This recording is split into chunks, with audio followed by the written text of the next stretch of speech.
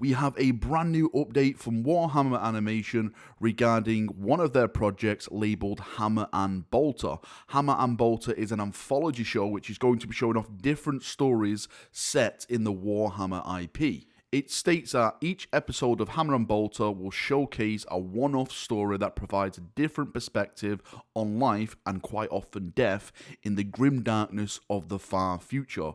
These tales shine a spotlight on the 41st millennium, dizzying diversity and settings and factions, including some that you might not expect. Want a story from an Orc's perspective? No problem. A look into the lives of the Eldari? You bet. Hoping for a saga of some budding space wolves? It's all coming your way. I definitely think they've took inspiration from a show over on Netflix called Love, Death and Robots. In that, it showcases different stories, different animations, different really fantasy themes and settings. But of course, in Hammer and Bolter, it's all set in 40k, but it's going to be showing the different aspects of 40k races in the setting. We actually get some new information part of this article, which is actually very exciting. It says, prepare to let your imagination run wild, as we're about to reveal the title of 6 episodes from the first series. So they've confirmed that it's going to be a 6-episode series, and this is not just a one-off production. It says first series, so we're going to probably have like season 2, season 3, which is great because that means we're going to get more stories set in 40k, and we're going to visit different aspects of those 40k stories around the galaxy with different races, hopefully in different settings. Maybe it's not just 40k. What I mean by that, I would love to see some stories set in the Horus Heresy, the Unification Wars, maybe even go back in time where it's like the War in Heaven. I think that would be absolutely fantastic. So as you can see in the background now, the first image is that of an Inquisitor, and it says, an Inquisitor's voyage back to Terra takes an unexpected turn. Calidus assassins tend to have that effect on a situation. So it seems like this Inquisitor, well, of course, he is heading back to Terra, but I would argue, or I would bet that he has some very, very important information that could bring a certain downfall to a certain individual on Terra who has a lot of power, and to stop that from happening, the Calidus assassin is unleashed on the Inquisitor and his little retinue. Of course, shenanigans are going to happen, there's going to be death, there's going to be destruction, people are going to die. Calidus assassins are no joke. They're like the tippity top of the mountain when it comes to the Imperium exterminating things in the dark and deep places. The next one is the Sisters of Battle, and it says, a pair of battle sisters guard a sacred shrine against hordes of chaos cultists. Can faith prevail against the brute ferocity? I'm probably going to say yes. Maybe they'll die in the process because this is Warhammer 40,000, but their sacrifice will mean that this shrine, this sacred shrine of the Emperor, will stay guarded. Maybe like as they're dying and their last bullets are leaving their chambers, then the rest of the sisters descend upon the planet and unleash their fury upon chaos. The next one is to do with the Eldari, which is interesting because for me, as an Imperial fan, as an Imperial fanboy, as a Space Marine fanboy, I'm not really interested in Xenos races. Don't get me wrong, I love certain Xenos races. I absolutely adore Orcs. Their brutality, their ferocity is just everything I enjoy. But when it comes to the Eldari / Eldar, I'm not really follow them.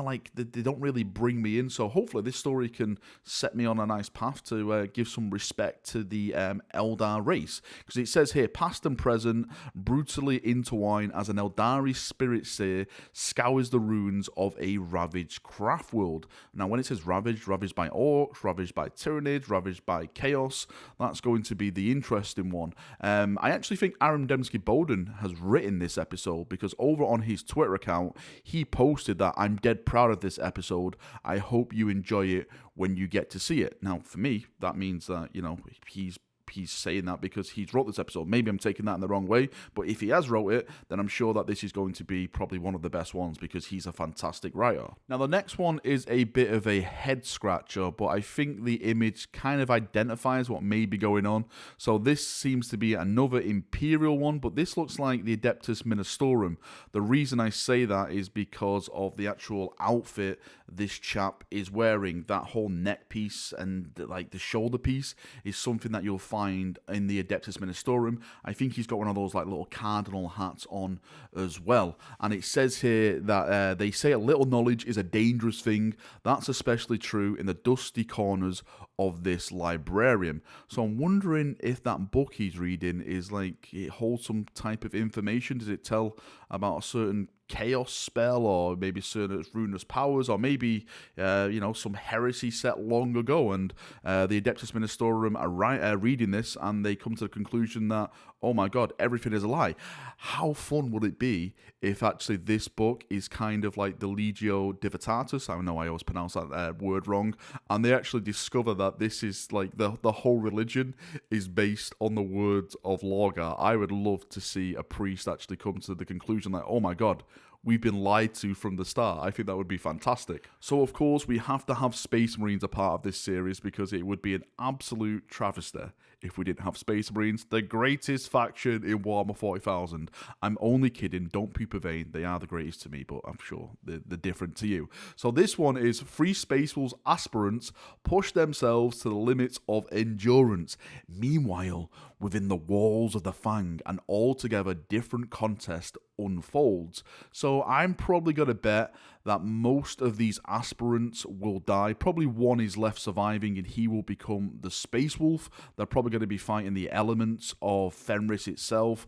That means the weather, some of the wildlife on there, because of course Fenris is a death world. It is a scary place to be raised. And the contest within the Fang, I don't know, is it going to be like a drinking contest or like an eating contest? Maybe it's like an actual fighting contest between, the biggest and the baddest Space Wolves to prove who is the biggest and the baddest. And the last story is probably the one I'm looking forward to the most. So this one is called Old Baelai, and the information really gets me excited because it simply says Gazskull, Yarrick, limbs getting snipped off by power claws. This story's got it all.